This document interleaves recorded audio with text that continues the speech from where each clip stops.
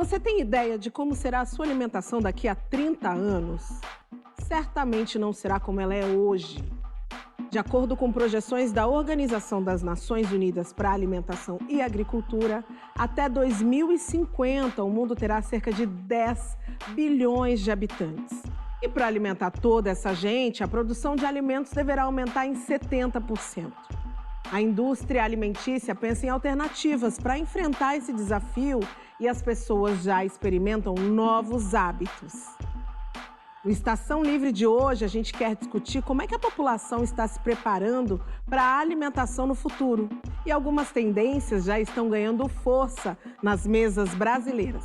Dá uma olhada.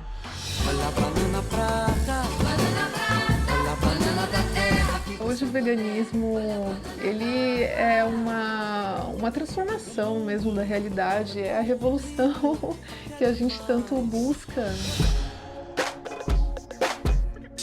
Esse padrão alimentar, ele coloca a gente em uma série de doenças e a gente tivesse essa relação com esses alimentos que não são considerados alimentos convencionais, pode auxiliar a gente a ter uma saúde melhor para este futuro. Impressão 3D em alimentos. É uma coisa razoavelmente recente. Eu não sei se para suprir uma demanda aí de alteração de perfil de consumo. Quando falamos em abate humanitário, significa que nós temos que respeitar esses animais. A gente tem que produzir essa proteína, esse alimento, sem que o animal sofra, sem que o animal sinta dor.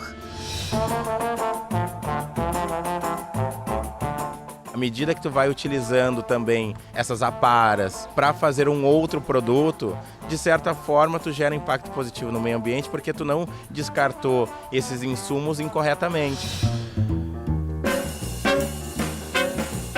Hoje em dia a indústria também está fazendo produtos não alcoólicos, como cervejas. Hoje em dia a gente tem até destilados não alcoólicos. Não é a mesma coisa como você beber uma água, não é a mesma coisa como você beber um suco, não é a mesma coisa como você beber um refrigerante.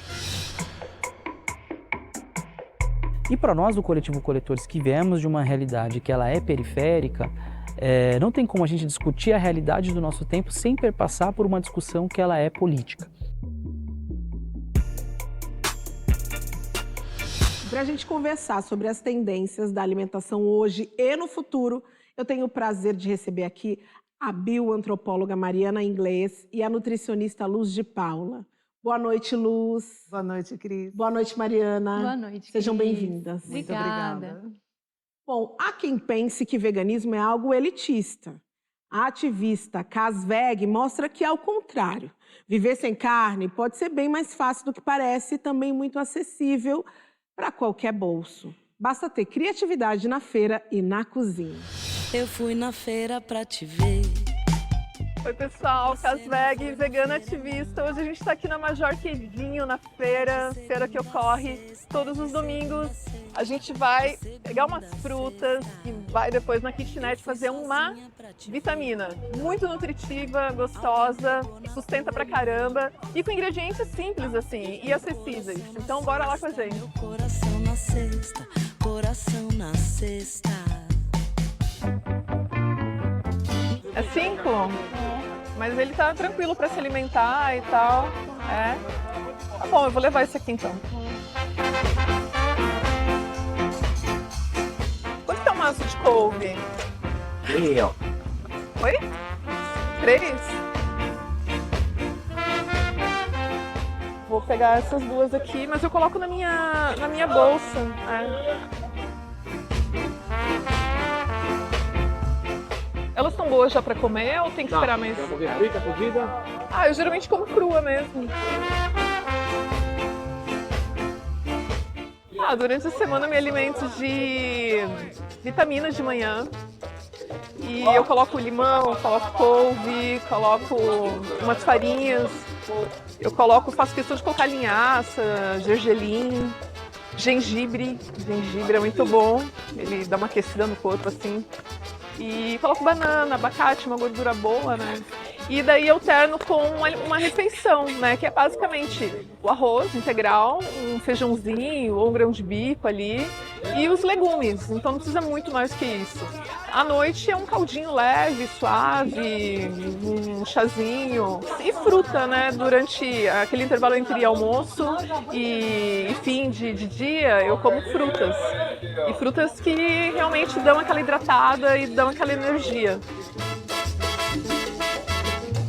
Olha, transporte do alimento, eu geralmente uso bolsas, elas armazenam bem, né, as folhas, as frutas. Deixa eu ver o que tá mais maduro aqui, sem plástico.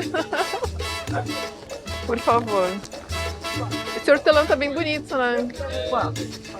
Eu vou levar um massinho dele, mas não precisa de plástico não. Não? Não.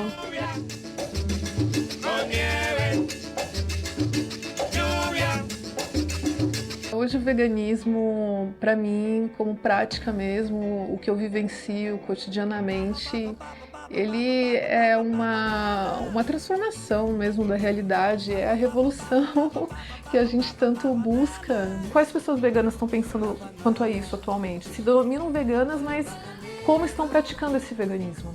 O que elas defendem? O que elas estão praticando? Elas estão indo lá em comunidades, elas estão indo visitar hortas comunitárias, elas estão fortalecendo pequenos produtores, estão fortalecendo a agricultura familiar.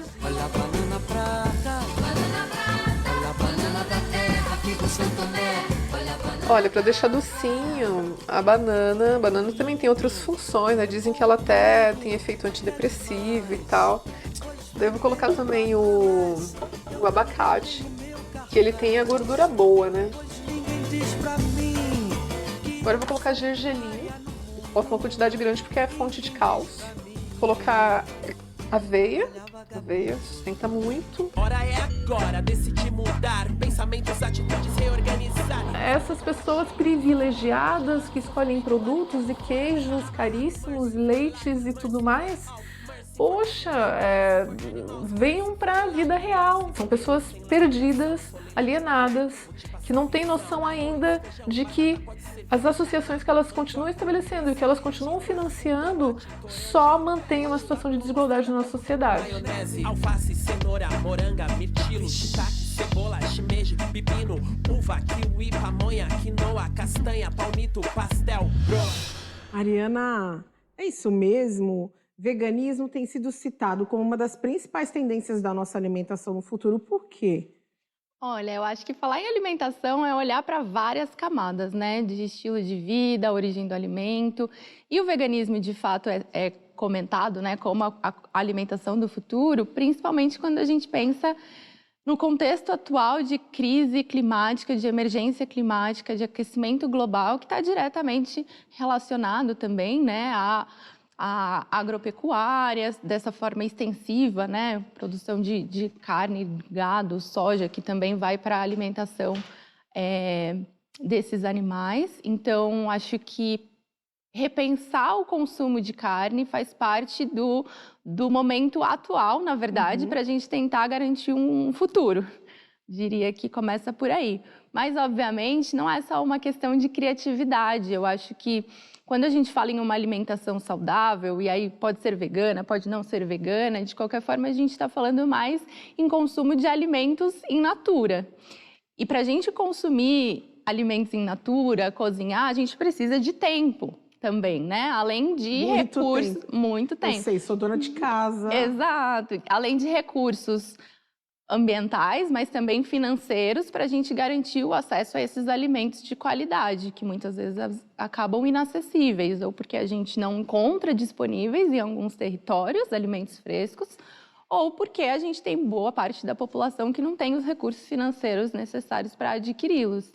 Então, acho que é um debate bem amplo, né? Muito amplo. E aí, Luz, a Mariana trouxe uma questão que eu acho que é muito importante, que é a da indústria ter se apropriado também do veganismo, né? O capitalismo se apropriou e a gente tem aí uma série de produtos que são extremamente ultraprocessados, que estão sendo vendidos na prateleira, e aí eu consigo comprar uma carne com sabor de carne, um hambúrguer que parece um hambúrguer. Falar de veganismo é falar de uma pessoa que está realmente se alimentando bem? São duas vertentes diferentes, porque quando se fala em veganismo, a gente pensa, a pessoa é saudável. Mas vamos olhar para a alimentação dela. Quando a gente fala do veganismo, nós estamos falando de uma alimentação integral, vegetal e natural. E aí, quando parte para a alimentação industrializada, eu fujo desse contexto, porque o industrializado ele vem com o selo do veganismo, do vegano. Mas ele é um alimento que pode conter um alto teor de sódio, de açúcares, de gordura e que também serão prejudiciais à alimentação, prejudiciais à saúde.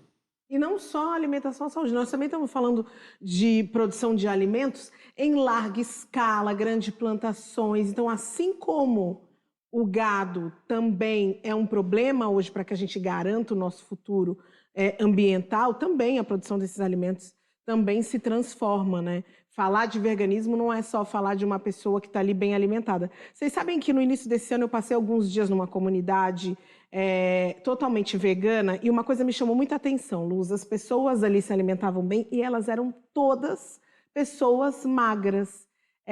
Como é que é feito esse equilíbrio da alimentação ali? O veganismo... Aí eu fiquei pensando, me tornar vegana vai me emagrecer. Eu estou num pensamento real? É um pensamento, não posso dizer que é um pensamento correto, Cris, porque não é que o veganismo emagrece, a pessoa muda o estilo de vida. Então, quando ela passa a consumir alimentos de forma mais natural, o que ela está retirando da alimentação dela? O sódio em excesso, a gordura em excesso, o açúcar em excesso, né? Ela está consumindo algo que, ou seja, na maioria das vezes o vegano, ele planta o próprio alimento, ele não busca na indústria, o industrializado não entra dentro do veganismo de fato. Eu acredito que nessa comunidade onde você esteve, você não se deparou com pacotinhos, com abertura de embalagens, né? Essas pessoas cultivavam o próprio alimento. Então, era gente que descascava mais e desembalava menos. Exatamente. Essa é a proposta. Essa é a ideia, né? Acho que só para complementar, Cris, acho que se a gente for na base do movimento vegano, né? É muito mais do que só alimentação, é repensar todo um estilo de vida, e não só de vida humana, mas considerando não humanos, tentando ser o menos exploratório possível. E a gente está falando, então, de diferentes formas de exploração e de diferentes formas de vida, né? Quando a gente fala, por exemplo, em produção de alimento da agricultura familiar, a gente também tá pensando em mais justiça social, por exemplo, né? Em distribuição de renda e desse alimento de uma forma menos exploratória, inclusive para os trabalhadores envolvidos no processo. Então, eu acho que pensar em veganismo é pensar toda uma outra forma de se relacionar com o mundo e com a vida, seja ela humana ou não humana. É um pensamento muito mais completo do que simplesmente a sua alimentação. Agora eu quero trazer para vocês alguns alimentos que eu conheci com a minha mãe e com a minha avó. Ora pronobis, peixinho, dente de leão. Essas são plantas, gente, que podem não estar ali na sua lista da feira e às vezes você passa por elas na rua e acha que é só mato. Só que, na verdade, elas são as punks, as plantas alimentícias não convencionais. E além delas serem excelentes para a nossa saúde, elas ainda ajudam a preservar o meio ambiente.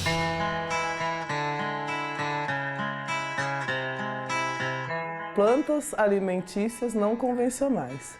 Essa nomenclatura é mais para a gente reconhecer as plantas que a gente, né, como já se diz, não convencional, mas são plantas que elas fazem parte também da nossa ancestralidade, da nossa relação, né, enquanto esse povo diaspórico e os povos originários, porque muitas dessas plantas, principalmente as nativas, que a gente foi perdendo contato nesse processo de padronização alimentar, estão aí e precisam ser reconhecidas.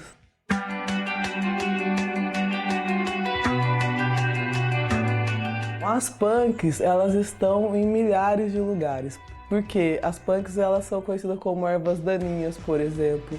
São aquelas plantas que estão entre as frestas do azulejo que você tira, que você acha que é mato. É quando o agronegócio, né, os grandes fazendeiros fazem aquele uso excessivo de agrotóxico e tiram aquelas plantinhas. Elas também são algumas punks que podem ajudar a gente no consumo alimentar e na rua.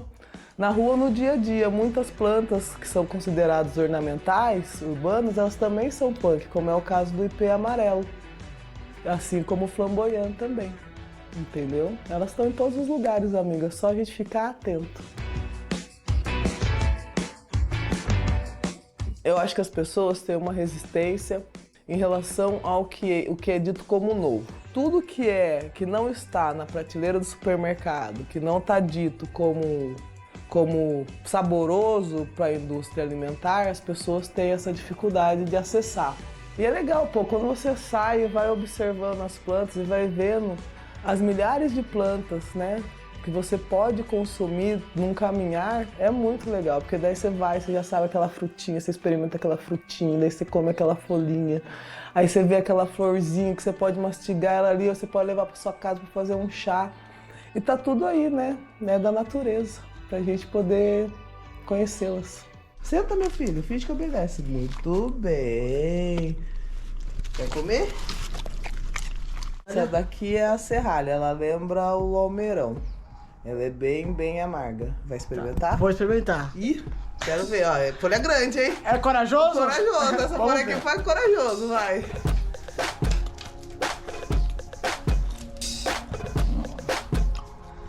Meu Deus. Tô craque. Vai pra dentro. Ê, Bela Gil.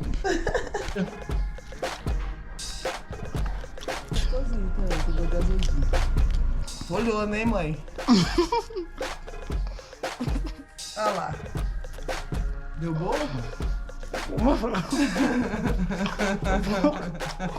Meu Deus. Essa é a amarguinha, hein? Essa é. Meu Deus. Ou eu vou sair daqui muito bom, ou eu vou sair... Não, vai sair saudável. Esse padrão alimentar, ele coloca a gente em uma série de doenças, né, que são hoje consideradas endêmicas, e como até diabetes, pressão alta, né, doenças cardiovasculares, Alzheimer, Parkinson, e a gente tivesse essa relação com esses alimentos que não são considerados alimentos convencionais, poderia, né, pode auxiliar a gente a ter uma saúde melhor para este futuro.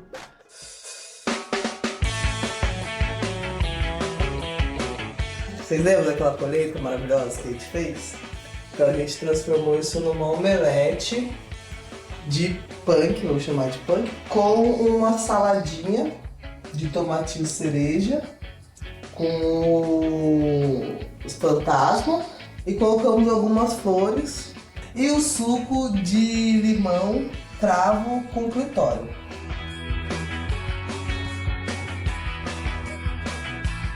Ó, aqui é o omelete. Isso. Podemos. Vai pra dentro. Delícia. A salada.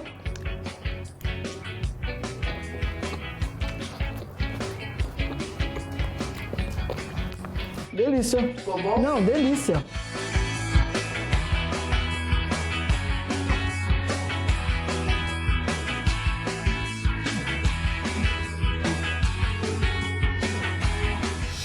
E depois do Lucas ter saboreado tudo isso, eu vou dizer que a gente está só aquecendo. Ainda vamos falar de comida feita em impressora 3D, de bebida sem álcool e muito mais. É uma pausa rápida, então me aguarda que eu tô voltando.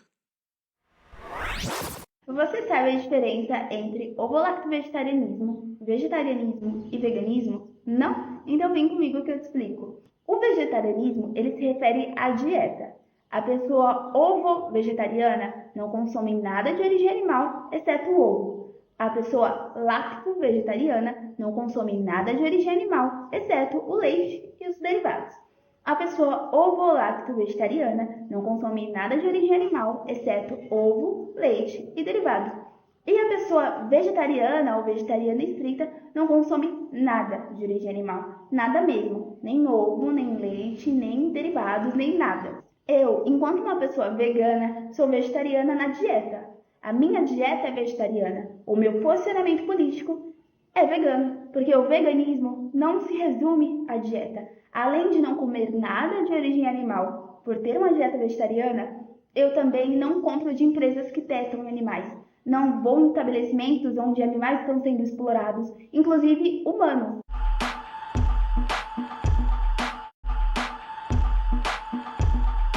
Estação Livre de volta. Hoje nós estamos falando de tendências na alimentação e eu estou recebendo a Luz de Paula e a Mariana Inglês. A inteligência artificial é uma aliada dos pesquisadores empenhados em pensar no futuro da alimentação.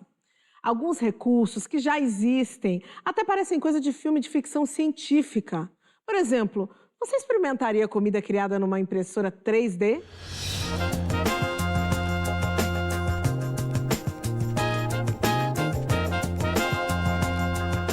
Eu trabalho com processamento de sinais e imagens e utilizo a inteligência artificial aí como ferramenta de trabalho. Inteligência é a nossa capacidade, assim, uma das definições é a nossa capacidade de resolver problemas, de aprender por experiência, então de compreender um problema e solucionar. E a inteligência artificial é quando um ser humano ensina uma máquina, né? A gente está acostumado a ver um computador, então ele realiza uma tarefa que poderia ser realizada por um humano, mas em uma velocidade que é humanamente impossível. Então a gente consegue passar por toda a cadeia, né, de alimentos, tanto a cadeia de produção, com melhorias propostas pela inteligência artificial, pensando sempre que a inteligência artificial vai realizar uma tarefa que seria realizada por um humano, só que com mais eficiência. Então a gente tem a redução de desperdício doméstico, a gente tem a redução de desperdício na produção, a partir do momento que se melhora a logística. Então é muito ampla a atuação.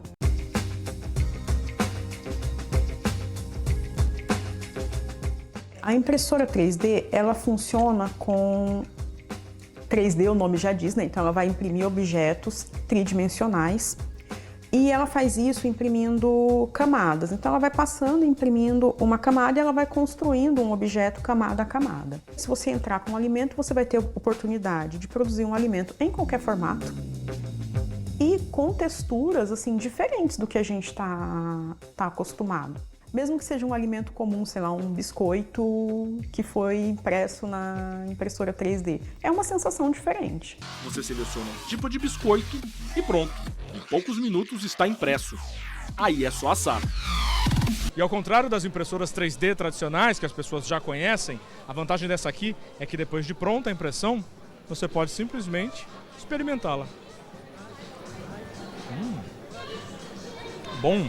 A gente tem uma sinalização aí de comportamento, assim, de mudança de comportamento no sentido de aumento de consumo de proteína de origem vegetal, motivado por veganismo, por vegetarianismo. A impressão 3D ela vai acontecer. Eu não sei se no imediatismo que seria necessário para acompanhar essa mudança de comportamento. Impressão 3D em alimentos é uma coisa razoavelmente recente. Eu não sei se para suprir uma demanda aí de alteração de perfil de consumo.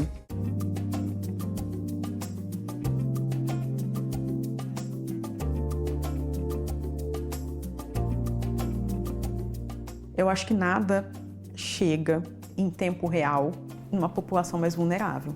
Sei lá, a gente não vai ter, sei lá, daqui 5 anos, alguém em situação de miserabilidade consumindo um alimento que foi impresso numa impressora 3D. Mas, por exemplo, uma redução no desperdício de alimento, eu acho que tem potencial para atingir essa população. A inteligência artificial pode ajudar uma pessoa a tomar decisões, mas ela não vai tomar as grandes decisões. Eu acho que a fome e a insegurança alimentar, ela passa por grandes decisões. Eu acho que se a gente deixar uma inteligência artificial decidir como utilizar os nossos recursos para resolver a fome, ela vai te dar a resposta.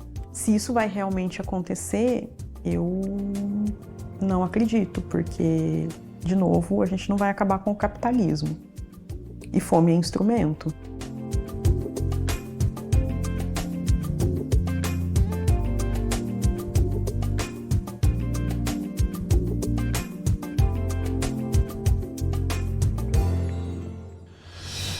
Nossa, fiquei curiosa para experimentar. Vocês já experimentaram alguma comida impressa por impressora 3D? Ainda não. Aliás, a presença da inteligência artificial em todas as profissões, ela é bastante polêmica. Luz, como é que você avalia a presença dela na nutrição? Os prós e os contras?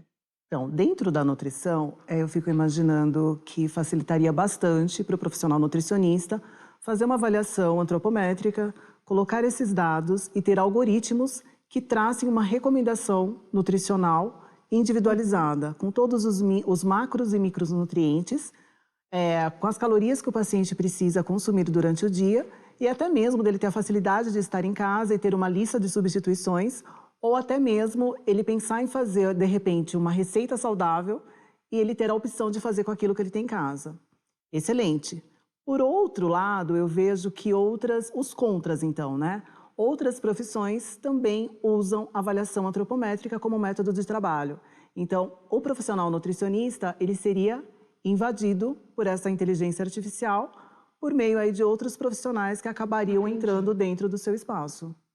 É muito polêmico tudo isso, né? Inclusive, Mariana, você tem um trabalho muito bonito que é desenvolvido com populações ribeirinhas. A gente está falando de pessoas que ainda têm uma alimentação muito pautada no que foi aprendido com a ancestralidade. E aí eu queria que você falasse um pouco como é que você enxerga toda essa tecnologia aí com essas populações.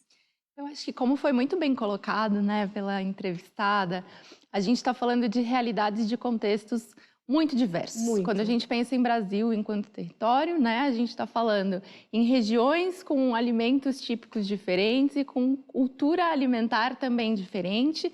E, obviamente, a gente não está pensando nas comunidades ribeirinhas necessariamente, mas mesmo nas periferias urbanas, quando a gente fala em uma impressora 3D, pelo menos não a curto prazo, né?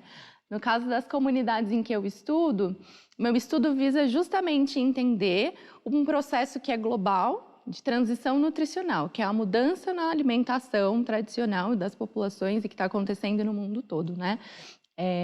E aí nas populações ribeirinhas ainda existe essa necessidade de aprender com os mais velhos, a pescar, a caçar, a agricultura. Então, é outro debate já. É um outro espaço, é outro né? espaço. Agora, vocês acreditam, quero saber de vocês duas, vocês acreditam que essa tecnologia, que a inteligência artificial pode ajudar a gente a combater a fome no país?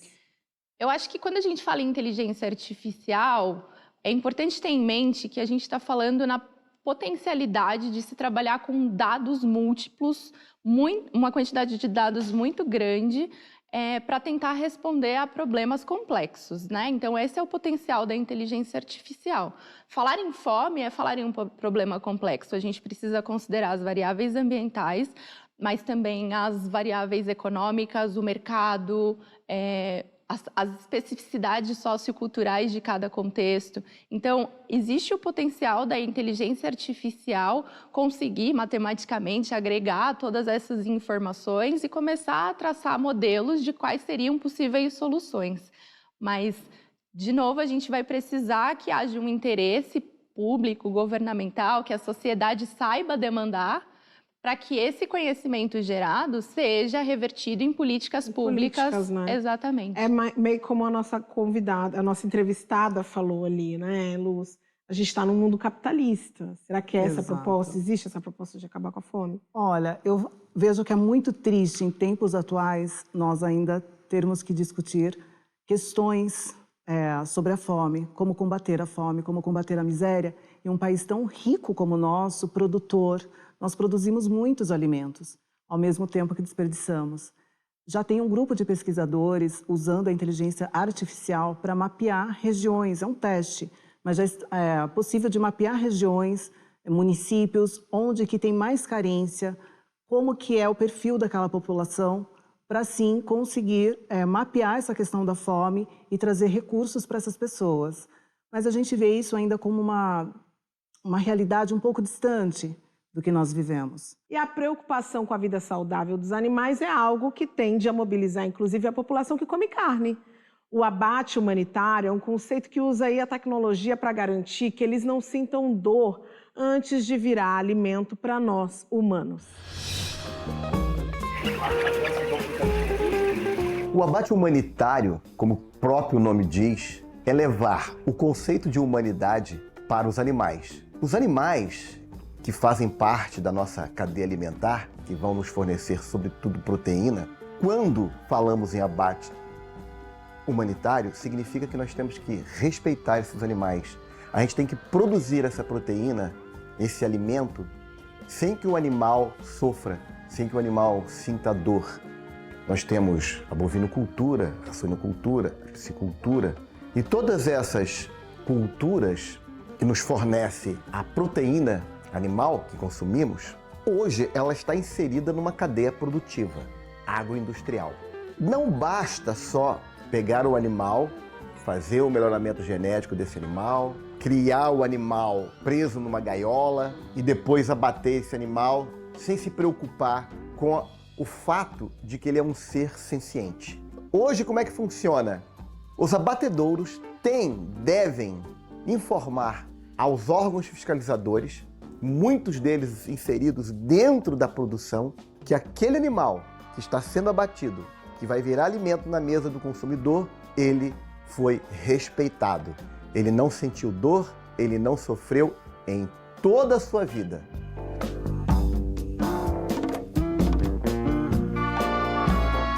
Como podemos medir o estresse, medir o sofrimento, medir a dor dos animais? É aí que entra a minha pesquisa aqui na Universidade de São Paulo. Nós usamos técnicas de instrumentação eletrônica computadorizada, inteligência artificial, processamento digital de sinais biológicos para desenvolver equipamentos como esse. Sabemos que tanto o estresse como a dor, como o sofrimento, eles alteram variáveis fisiológicas nos animais. Esse equipamento permite que a gente vá lá na linha e a gente calibre a linha.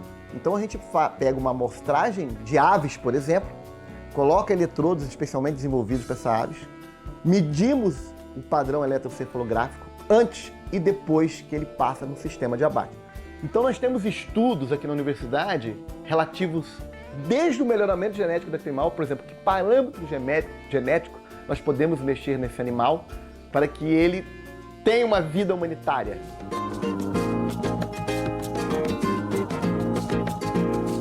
Como vai se estabelecer o conceito de bem-estar animal na cadeia produtiva?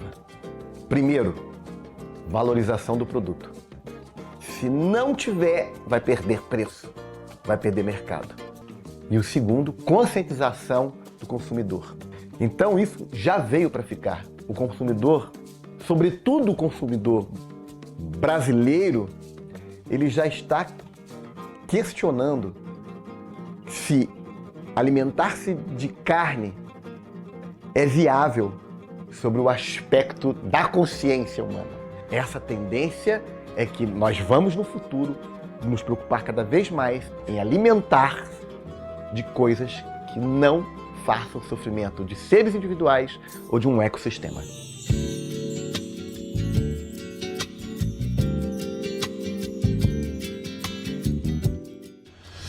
Mariana, abate humanizado, bem-estar animal. Parece, para mim, essas palavras elas não combinam. Explica um pouco mais para a gente. Do que a gente está falando? Me pareceu muito algo bonito para se vender, mais carne. Bom, eu acho que entre não se ter nada e se ter uma preocupação com o bem-estar animal, obviamente esse contexto é uma melhora, válido, né? É válido. Mas ainda assim, eu acho que é importante a gente pensar um pouco sobre outras formas de perceber o mundo. Hoje em dia, por exemplo, né, quando a gente leva em consideração outras culturas não ocidentais necessariamente, a gente pode perceber os animais humanos e não humanos dentro de uma perspectiva um pouco mais igualitária, que é um pouco que se propõe o veganismo, né? E aí, nesse sentido, existiria abate humanitário? A gente falaria dessa forma se fosse só a nossa espécie?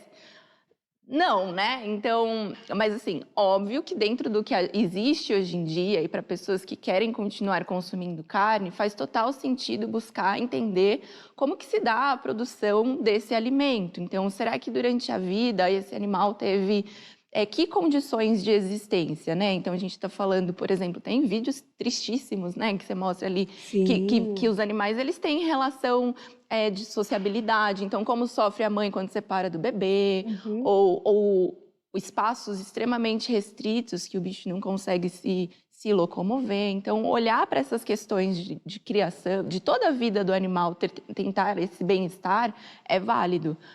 Mas acho que o debate pode ser ainda mais profundo, né? Muito mais profundo. Inclusive, enquanto a gente estava assistindo aqui a reportagem, Luz, você comentou do quanto isso era polêmico, né? Queria te ouvir também. Exatamente. Em concordância com as palavras da Mariana, falar em abate humanitário. Como é que surgiu isso? Então, a partir de uma exigência do consumidor, de saber o que estava chegando na mesa dele, como estava chegando, justamente por conta desse movimento vegano que é muito forte. Eles são plausíveis quando eles trazem as questões do porquê não consumir a carne. Agora, quando eu falo em abate humanitário, se eu falo em humanidade, se eu falo em humanitário, eu estou falando de cuidado, de bem-estar. Então, vamos lá, vamos pensar juntas. Se eu mando uma ajuda humanitária para determinada região, eu estou mandando bem-estar, estou mandando conforto, não estou mandando morte e nem abater aquelas pessoas, aqueles seres. Então, eu acredito que é uma coisa muito pesada ainda para se discutir quando eu falo em abate. Então, eu vejo que a indústria alimentícia ela trouxe essa questão do abate humanitário para dizer para você, continue consumindo, não tem problema, está tranquilo. Não sou contra o consumo de carne, porque consumir carne é uma opção, entre consumir ou não. Mas eu trago uma outra questão de repensar os seus hábitos. Como é que eu posso preparar o meu prato no dia a dia? Eu preciso ter esse autoconsumo? Eu preciso consumir tudo isso? É uma questão mais de conscientização para a população.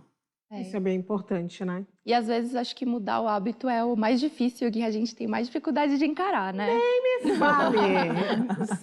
A palavra mudança já é algo que já dá uma tremida. Mudar hábitos alimentares. No futuro, gente. Sustentabilidade é a palavra de ordem. E a gente vai falar de sustentabilidade na alimentação, de mudança de hábito, só que daqui a pouquinho. Você comeria essa carne? Essa é a primeira carne vegana impressa em 3D do mundo. Essa carne foi feita para se parecer o máximo possível com a carne bovina. Para isso, a suculência, distribuição de gordura e até a sensação na boca foi levada em conta. Mas, na verdade, um bife como esse é feito de proteína de soja e ervilha, gordura de coco e óleo de girassol. O objetivo é diminuir o consumo de carne vermelha e um fato positivo é que essa opção não tem colesterol, mas em um churrasco, você comeria essa carne?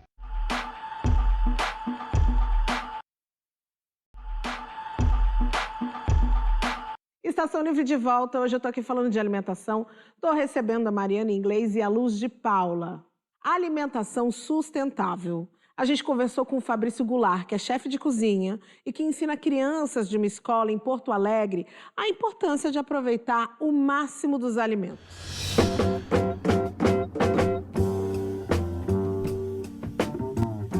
Para um alimento se tornar sustentável, tem que olhar, atentar para alguns pontos, né? Então é lá no plantio, como ele é plantado, como ele é manejado, né? E isso já impacta nessa questão do alimento se tornar sustentável. Então a cultura que esse produtor vai aplicar, a maneira como ele vai cuidar desse alimento, né? Itens, né, de um alimento que podem ser aproveitados ou melhor aproveitados, né?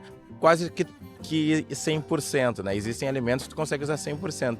A ideia que surgiu, né, para ajudar, né, ou compartilhar conhecimento com as crianças para elas utilizarem, né, integralmente os alimentos, vem muito dessa proximidade que eu tenho com as crianças e a ideia de que elas são o futuro, né? São um presente e o futuro.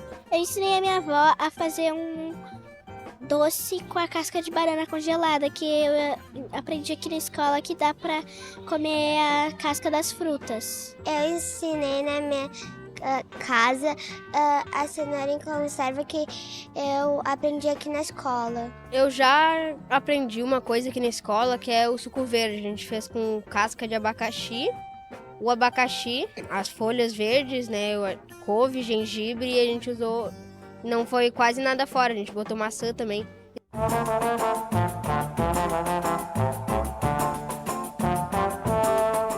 A idade, né, que uma criança pode começar a aproveitar melhor os alimentos é a partir dos anos iniciais ali em escola, né? Muitas vezes ela nem começou a falar, mas se existem essas práticas em casa de mostrar, né, a lixeira, né, de um papel, a lixeira de um alimento que é um insumo orgânico, de um resíduo orgânico. Aí na fase de letramento escolar, começam então a ter essas conversas, essas falas, essas mostras, né? E aí começa começa um trabalho que ele é praticamente diário, né? A gente já fez várias coisas, mas uma que eu gostei muito era que a gente comia muito banana em casa e aí sobrava várias cascas de banana. E aí eu perguntei assim pro meu pai: pai, tem alguma ideia que dá pra fazer com essas cascas? E ele disse: minha filha, tem. A gente pode fazer um doce com casca de banana, que é muito bom. E aí eu comi. É muito saboroso.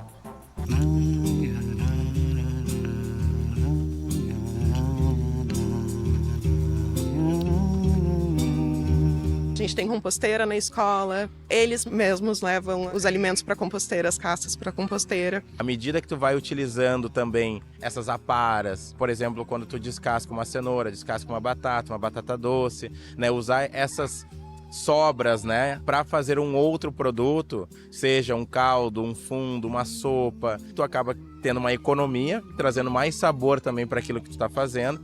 E de certa forma tu gera impacto positivo no meio ambiente porque tu não descartou esses insumos incorretamente. O pai de uma amiga nossa, ele trouxe alguns alimentos que ele tinha feito outras coisas. E fez uma sopa pra gente e ficou super boa a sopa. Assim a gente forma seres humanos sustentáveis, né?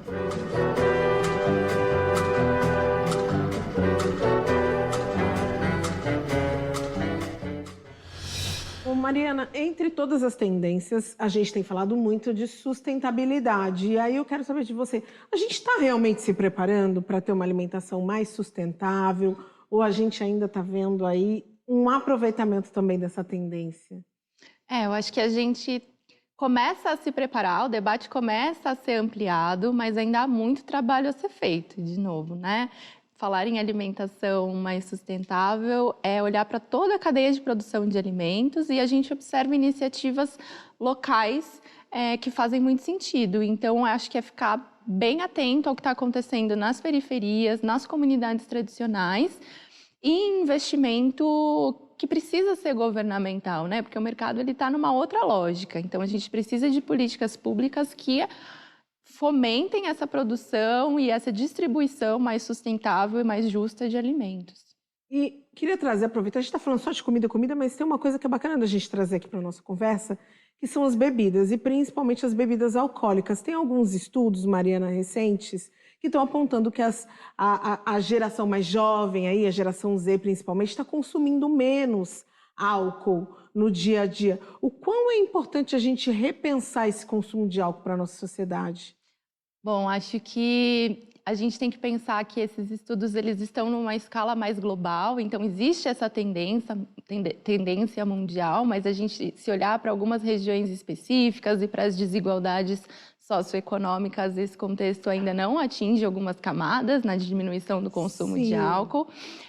Mas, para além disso, existe, principalmente pós-pandemia, uma maior preocupação com a saúde, né, geral. E acho que a nova geração se preocupa com os impactos, tanto na saúde física, quanto na saúde mental e na sociabilidade que pode ser impactada com esse consumo maior de bebidas alcoólicas. Bebida alcoólica. Vamos aproveitar e assistir uma reportagem sobre isso, porque nas prateleiras do supermercado são cada vez mais fartas as opções de cerveja sem álcool. E agora, os drinks não alcoólicos também começam a ganhar espaço nos cardápios dos bares. Essa tendência faz parte de um movimento que é chamado Mindful Drinking, que prega uma relação mais saudável com as bebidas.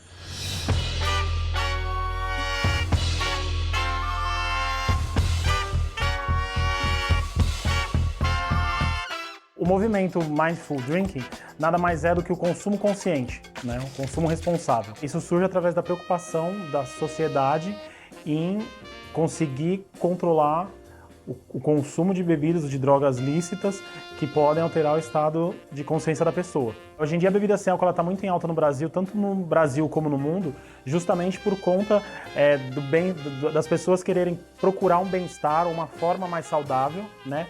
E uma opção de um produto a mais que não precisa ser alcoólico. E cabe a nós, tanto bartenders, profissionais da área, indústria, criar através das técnicas que a gente usa na coquetelaria, combinar os sabores para servir essa experiência, mas não tem álcool. Tem várias técnicas que a gente usa para coquetelaria, né? E a gente pode usar as mesmas técnicas para a criação de drinks sem álcool. Infusões, xaropes, coquetelaria, mixologia molecular também.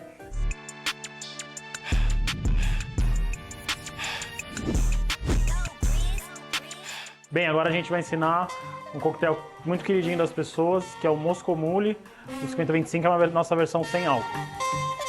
Aqui a gente tem gengibre, vamos colocar limão, xarope de jasmim e maracujá. E vamos finalizar com uma espuma de manga com gengibre.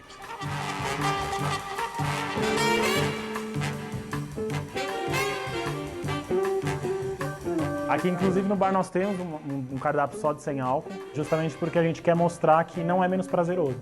E ter essa opção para quem não bebe, né? Acho que vem pessoas de idade, vem gestante, vem crianças.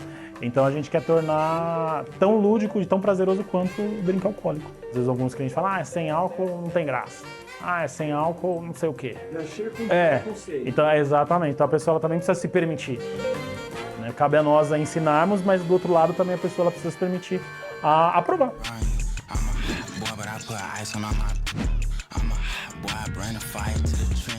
Esse daqui é um exemplo muito claro, que é uma receita nossa alcoólica que a gente fez sem álcool.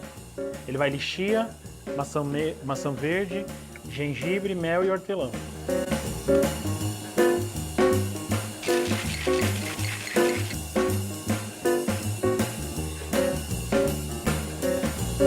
E aí a gente finaliza com uma folha de limão cravo.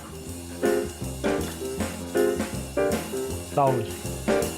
É uma tendência isso lá fora, eu acompanho.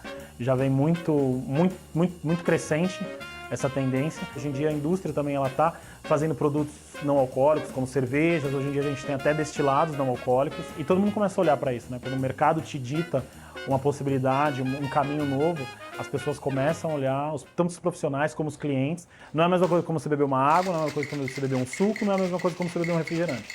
É totalmente diferente porque ali é um profissional que ele estudou, procurou unir os sabores, diferentes sabores e harmonizá-los de uma forma melhor, para entregar para você algo para você experimentar.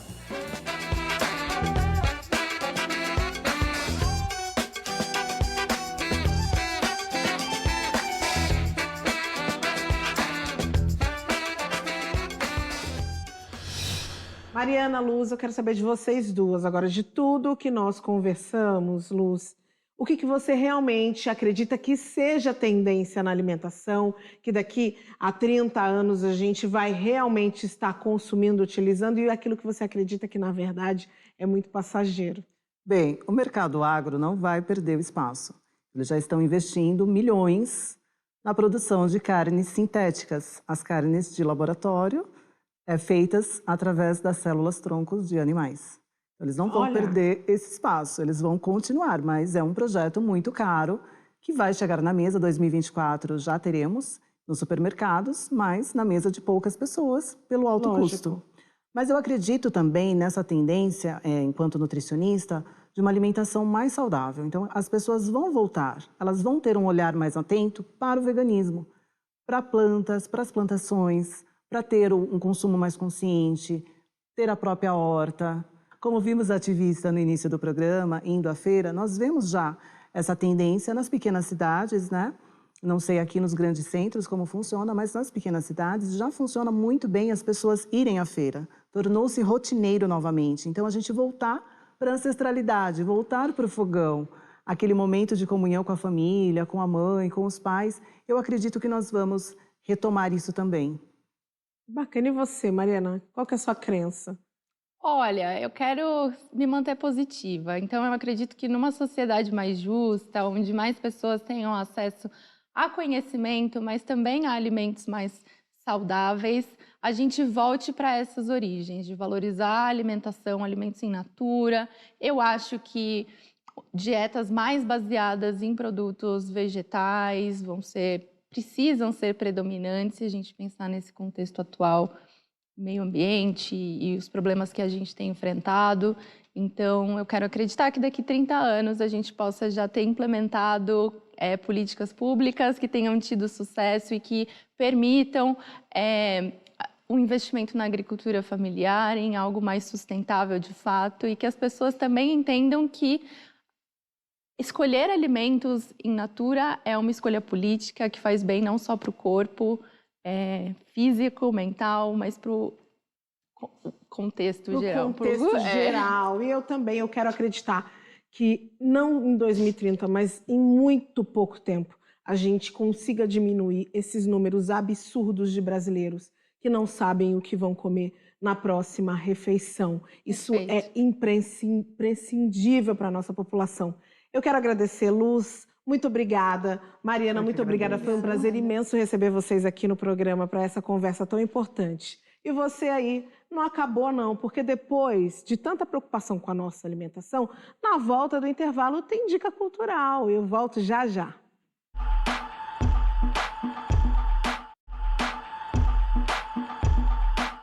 Estação Livre de volta e agora com uma dica cultural. E a periferia invadiu o Planalto Central. Só que se vem da periferia, lógico que é uma invasão com arte e com cultura. É o Coletivo Coletores, formado aqui na Zona Leste de São Paulo e está comemorando 15 anos de atividade com uma exposição inédita no Museu Nacional da República, em Brasília.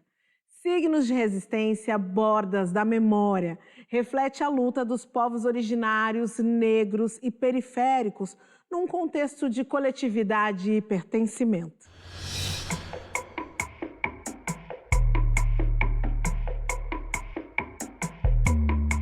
Eu sou o Tony Battisti, estou aqui com meu companheiro Flávio Camargo.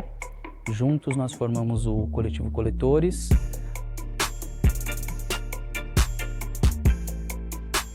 Signos de resistência, bordas da memória, é um pouco de um aparato de uma produção de 15 anos de atuação, que começa nas bordas, nas franjas da cidade de São Paulo, nas periferias. São 250 trabalhos. Dentro desses trabalhos que a gente está trazendo para cá, a gente consegue trazer obras que são hiper tecnológicas, com linguagem de videoprojeção mapeada, que acontecem se apropriando dessa arquitetura do prédio, que foi uma construção, uma concepção do Oscar Niemeyer, mas que também a gente traz um histórico de outras obras produzidas em outros territórios. Então o público ele vai se deparar com muita fotografia, lambe-lambe, técnicas com videoprojeção mapeada, audiovisual expandido.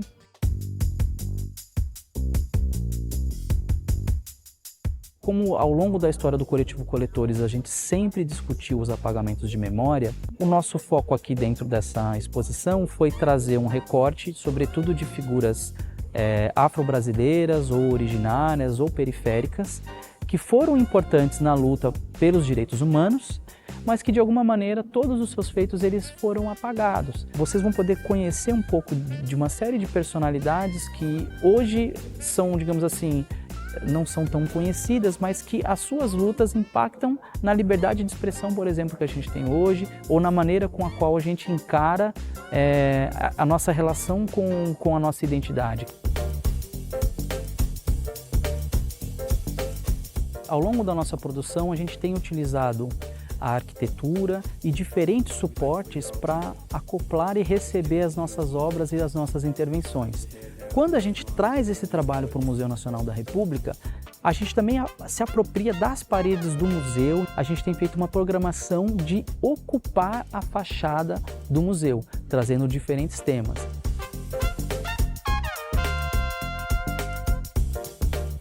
E para nós do Coletivo Coletores, que viemos de uma realidade que ela é periférica, não tem como a gente discutir a realidade do nosso tempo sem perpassar por uma discussão que ela é política, né?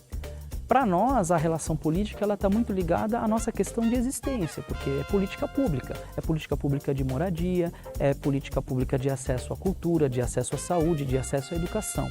Então, quando a gente começa a produzir e a reivindicar o espaço urbano, é um primeiro momento que é um ato político, porque a gente exerce o nosso direito à cidade. Então, para nós, de alguma maneira, falar sobre esses processos coletivos também é uma discussão pertinente para a gente falar sobre política, porque, de alguma maneira, todas essas organizações são formas de sobrevivência.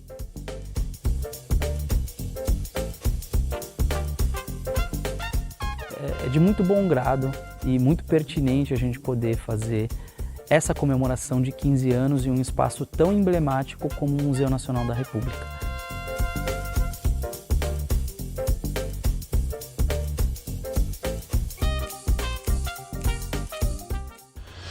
A exposição já encerrou, mas vale muito a pena conhecer o trabalho do Coletivo Coletores. Mas se você ficou com alguma dúvida sobre alimentação, já sabe, dá para acompanhar nas redes sociais das nossas convidadas e rever todo o nosso conteúdo no nosso canal do YouTube e também no Cultura Play. Semana que vem a gente está de volta falando de coletivos periféricos. Eu espero vocês.